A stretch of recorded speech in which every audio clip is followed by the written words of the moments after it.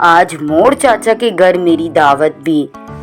मैं वहाँ से खिचड़ी, पकोड़े, सब्जी की चटनी, रबड़ी सब कुछ खा कर आया हूँ।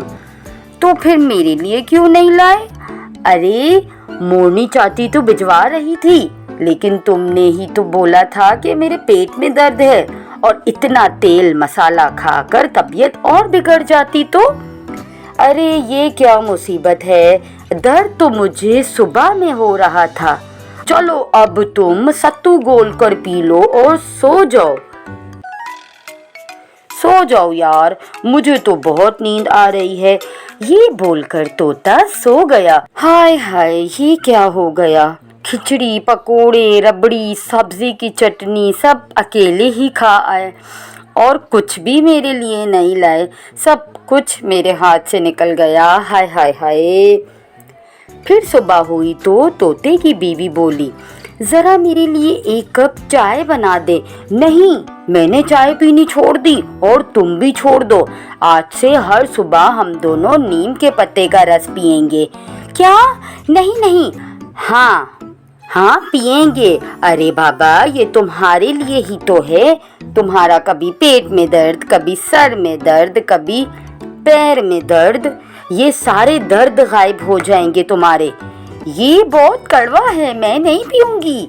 तोते की बीवी ऐसा बोल ही रही थी कि तोता जबरदस्ती उसे ये पिला देता है। थू थू थू, ये बहुत गंदा है। दोपहर को खाने में तोते ने कद्दू की सब्जी और चावल बनाए, जो इसकी बीवी को बिल्कुल पसंद नहीं। लेकिन तोते ने इसको ये बोलकर खिला दिया कि तुम्हारी तबीयत के लिए ये बहुत अच्छी है। वो आखिर तंग आकर बोल पड़ी, सुनिए जी, मेरी तबीयत कोई ख़राब नहीं है। मैं झूठ बोल रही थी, मुझे काम ना करना पड़े इसीलिए मैंने सब ड्रामा किया था। मैं अब और नीम के पत्ते का रस, कद्दू की सब्जी और चावल नहीं खा सकती। इसका मतलब तुमने इतने दिनों से काम के डर से ये सारे बहाने बनाए थे और मुझसे सारा काम करवाती थी। जी जी, ऐसा ही है। मैंने बहुत गलत किया।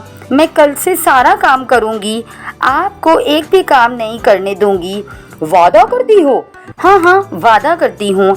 हाँ हाँ, हो। मुझे तुम्हारी सारी चालबाजियाँ पता थी, बल्कि जब तुमने मसालेदार खिचड़ी बनाई थी मैं तब से जानता था।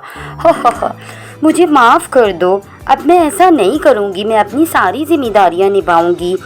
फिर दोनों खुशी खुशी रहने लगते हैं। हमारी कहानी को एंड तक देखने का शुक्रिया।